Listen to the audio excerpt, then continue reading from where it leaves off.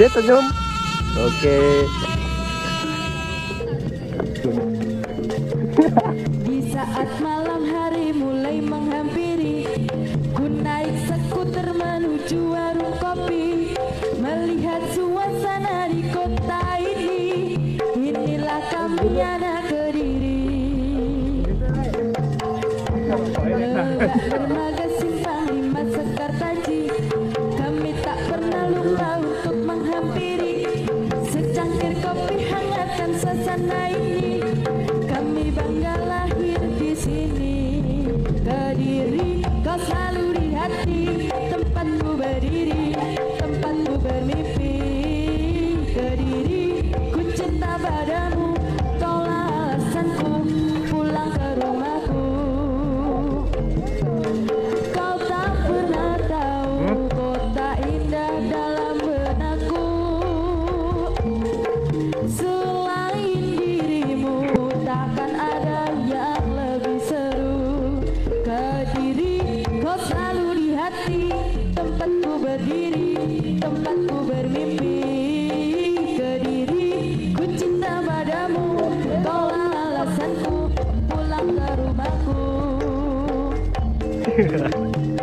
Di saat malam hari mulai menghampiri, ku naik skuter menuju warung kopi, melihat suasana di kota ini. Assalamualaikum warahmatullahi wabarakatuh. Waalaikumsalam warahmatullahi wabarakatuh. Di sini saya akan mempresentasikan dari kelompok 11 bela negara dalam konteks pemerintahan yang baik, bersih, dan berwibawa. Perkenalkan, saya Aitin. Saya Umi Hanafsyah. Saya Yasinta Aliin. Latar belakang pemerintahan yang baik, bersih, dan berwibawa merupakan fondasi bagi terwujudnya bela negara yang efektif. Ketika pemerintah berwibawa dan berkomitmen untuk memberikan pelayanan yang baik kepada warganya, rakyat merasa terpanggil untuk memberikan dukungan, baik dalam menjaga kedaulatan negara maupun dalam upaya membangun bangsa yang lebih baik. Sebaliknya, ketika pemerintah gagal memberikan pelayanan yang baik dan tindakan korupsi merajalela, semangat bela negara bisa terkikis dan rasa percaya diri warga negara melemah. Pemerintahan yang baik, bersih, dan berwibawa atau sering pula disebut dengan good government and good governance. Prinsip-prinsipnya adalah: 1. Partisipasi dengan menyampaikan pendapat dan partisipasi konstruktif dalam mengambil keputusan. 2. Penegakan hukum. 3. Transparansi atau kebebasan arus informasi. 4. Responsif terhadap aspirasi masyarakat. 5. Konsensus menjadi perantara kepentingan yang berbeda. 6. Equity, kesetaraan yang memberikan kesehatan yang sama kepada semua stakeholder. 7. Efektif dengan berdaya guna. 8. Accountability, bertanggung jawab kepada publik dan stakeholder. 9. Strategic vision, mempunyai perspektif yang luas dan skenario ideal untuk masa depan. Indikator keberhasilan sebagaimana tercantumnya TAP nomor 8 tahun 1998 dan juga beberapa indikator keberhasilan good government. 1. Mengatasi krisis ekonomi dalam waktu sesingkat-singkatnya, terutama untuk menghasilkan stabilitas moneter yang tanggap terhadap pengaruh global dan pemulihan aktivitas usaha nasional. 2. Mewujudkan kedaulatan rakyat dalam seluruh sendi kehidupan masyarakat, berbangsa dan bernegara melalui perluasan dan peningkatan partisipasi politik rakyat secara tertib untuk menciptakan stabilitas nasional. Kepemimpinan yang berwawasan bela negara. Kepemimpinan adalah kemampuan mempengaruhi orang lain dalam situasi tertentu agar bersedia bekerja sama untuk mencapai tujuan yang telah ditetapkan. Kadar kepemimpinan akan menentukan kuantitas dan kualitas penyelesaian masalah. Seseorang pemimpin diharuskan dapat menghadapi segala persoalan, termasuk dalam kehidupan bermasyarakat, berbangsa, dan bernegara. Untuk membentuk pemimpin yang berwawasan kebangsaan perlu pemahaman dan penghayatan 4 kompetensi disertai dengan asas-asas dan teori kepemimpinan. 4 asas-asas kepemimpinan. 1. Kompetensi teknis, kompetensi mengenai bidang yang menjadi tugas pokok organisasi. 2. Kompetensi intelektual, meliputi kemampuan menuju visi, misi, visi dan strategi dalam rangka mencapai tujuan organisasi. 3. Kompetensi sosial. Dan 4. Kompetensi manajerial, kompetensi yang berhubungan dengan berbagai kemampuan manajerial yang dibutuhkan dalam menangani tugas organisasi. Apa dari kalian ada pertanyaan? Apakah ada yang ingin ditanyakan? Ya, perkenalkan nama saya Yuda Sasjenika, izin bertanya, apa perbedaan kualitas dan kuantitas bagi seorang pemimpin dalam menyelesaikan masalah? Izin menjawab, Mbak Hilda, yang utama adalah kualitas.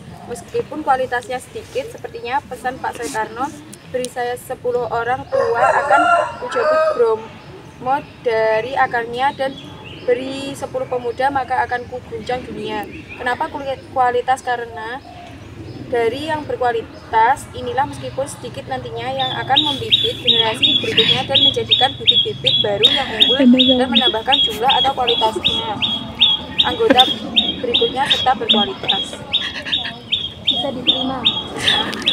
Bisa diterima.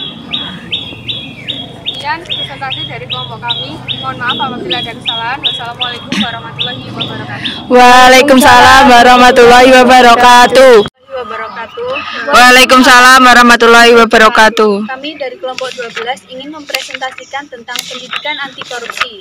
Perkenalkan, nama saya Dewi Retno Palupi dan teman saya Naika dan saya Ira Salma Aryani. Saya Ahmad Dewanti.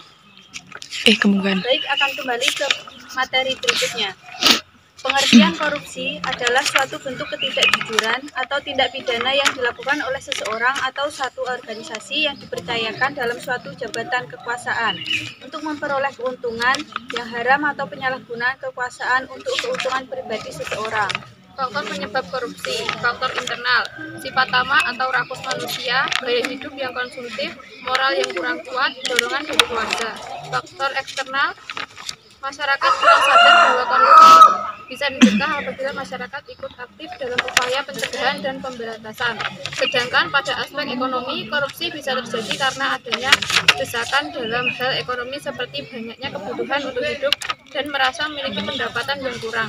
Nilai di masyarakat kondusif untuk terjadinya korupsi. Masyarakat tidak menyadari korban utama korupsi adalah masyarakat sendiri. Instrumen internasional pencegahan korupsi, United Nations Convention Against Corruption,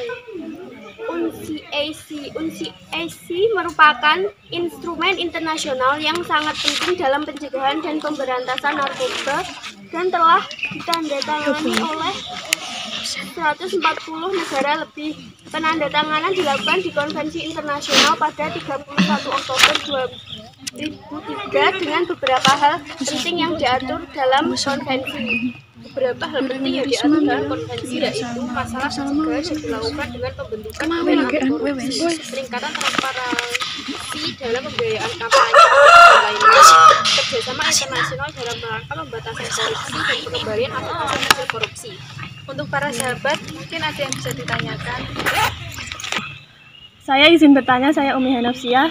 Apakah korupsi bisa hilang di Indonesia dan di dunia?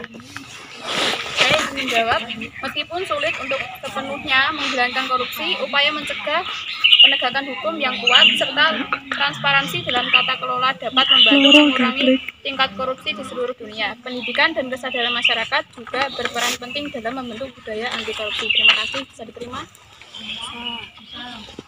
Baik, sekian dari kami kelompok 12, kurang lebihnya mohon maaf. Wassalamualaikum warahmatullahi wabarakatuh. Waalaikumsalam warahmatullahi wabarakatuh.